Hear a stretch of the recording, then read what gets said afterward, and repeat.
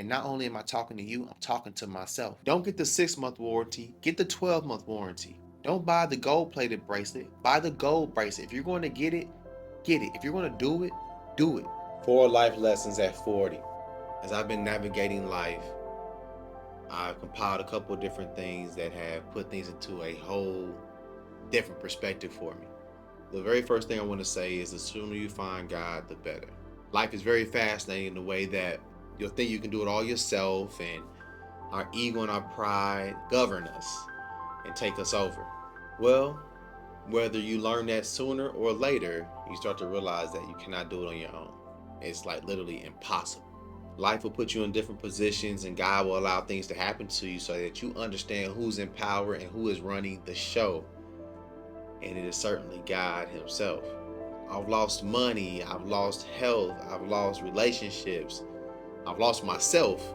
But God is such a merciful spirit and entity, the beginning and the end, that you find your way down to rock bottom, and there you'll find God Himself at the bottom, ready to rise you to the top. The sooner you find God, the better. You'll be able to navigate, have a clear path, and you'll start to realize that you don't have to really move your own steps. He'll do them for you. Once you submit and you serve, you'll start feeling like you're floating. You'll start feeling like something is controlling you that's outside of your body but has control over your decisions. And at that moment, you realize life is so much more smooth this way. When you don't have to use your human mind, your secular energy to navigate this world, which is so confusing with all the temptations, all the frustrations and the stressors, you now can just live for God. If you do that one thing, I'm not saying it's going to be easy, but I'm telling you, it will be a little bit easier. Number 2, never put anything before your purpose. Your purpose must govern you. Fellas, I want to talk to you specifically on this one. You must put your purpose before all things. If you do not, you will lose all things plus your purpose. But if you zone in on your purpose, you'll get all things. What tends to happen to us guys is maybe at one point in our lives, we get fixated on a woman, and she really appeals to you on so many different levels. She's smart, she's beautiful, the intimacy is top notch. And then you start losing your purpose. And I guarantee you that if you start fixating your energy on a woman, you're going to lose that woman and your purpose. But if you glue to your purpose, you'll have your purpose and you'll have that woman, and she's the right one for you. So zone in on your purpose. Never lose sight of that. I don't care how difficult it gets. Getting up in the morning to go work out is part of your purpose. Working at your job and elevating is part of your purpose. Making sure you're eating the right foods is part of your purpose. Because people will come around you that will peer pressure you into doing things that are not a part of your purpose. Stay in your purpose at all times, and everything that you desire, wished for, and need will be granted to you. A man on his purpose is very dangerous to the world. So what you'll realize is that so many attacks will come to you from different angles, whether it's trials, tribulations, or a woman, or maybe even greed. All will come at you from angles that you'll least expect it. It can look normal, it can glitter, it can glisten like it's gold, but I guarantee you, brother, if you're close to God and you're zoned in your purpose, you'll be able to use your discernment. Number 3, what I consume is what I'll produce. So if I'm listening to certain type of music or eating certain type of foods, I'm going to emit that energy in some way, shape, or form. It's guaranteed. It's impossible to consume a certain type of information and kick out something different. You may be able to for a short period of time, but it's not going to last. What you plant into the ground will grow. If you're planting drugs, drugs will grow. If you're planting life, life will grow. It's 1 plus 1, ABC. As I've matured in my walk as a man, I'm finding myself losing interest in things that I was doing before because it just doesn't align with the man that I want to be. I want to be a husband, I want to be a father, so I can't really indulge too much in King Von, which is one of my favorite artists. And I'm not going to sit here and act like I don't listen to King Von, right? I'm going to, I'm sure, here or there.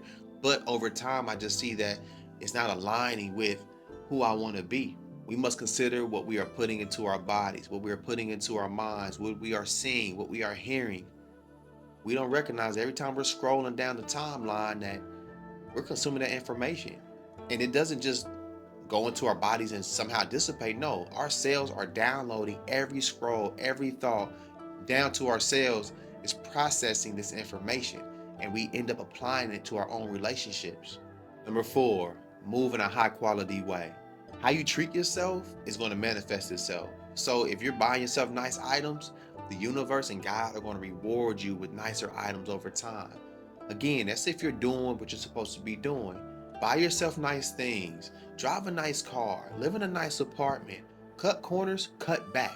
It does not feel good. Don't buy the cheap item. Buy the more expensive one that's going to last you. Don't get the 6-month warranty, get the 12-month warranty.